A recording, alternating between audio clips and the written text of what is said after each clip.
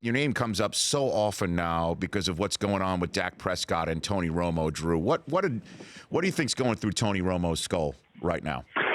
Well, it's a hard thing, man, because you're stuck in a situation where you're really cheering for your team. I mean, you always want your team to win, but the flip side of it is, you want to believe that your team can't win without you.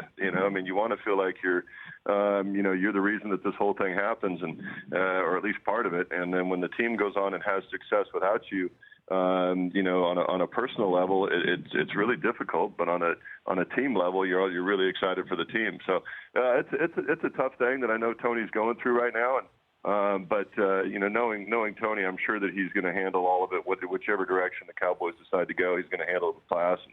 And the way that you handle that situation ultimately determines what other opportunities you have, both in football and outside of football. Well, I mean, how did you handle it? I guess back with Brady, because you had to stay ready. I was really pissed off initially. I got healthy and I've been out for 6 weeks and almost died, and and the whole deal, and also been the guy there for 8 years, and anticipated that I was going to be the guy forever, and when Tommy came in and started playing so well, and the team started playing so well around him, it was a difficult thing. And when Belichick made that decision, it required some soul searching, as to how I was going to approach it. I had all the thoughts that you obviously would have about, well, this isn't worth it, I'm going to quit, all those things. But ultimately, for me, it was about doing the right thing, and the right thing was to go support Tom and support the team, and try to do everything I could to help us be successful, and ultimately went on to win the Super Bowl that year. Have you and Romo spoken at all? Because obviously I know. No, I haven't talked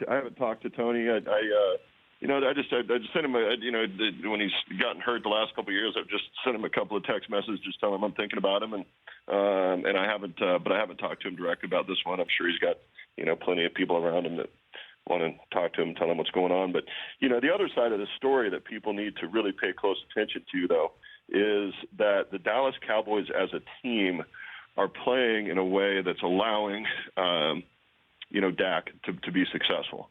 They're playing great defense, which I think that's probably the bigger surprise of the season is how well the Cowboys are playing on defense. They're running the ball very effectively, and they're protecting the passer. So if you're a quarterback and you're never in a situation where you're playing from behind and you're running the ball, so you get to be 2nd and 6 and 2nd and 5 a lot, and you get good protection. There are a lot of quarterbacks that could be pretty successful in that, and that's not taking anything away from Dak, because he's been great, but the team itself is really playing in a way that allows a quarterback to be successful. The Rich Eisen Show, weekdays at noon Eastern on Audience.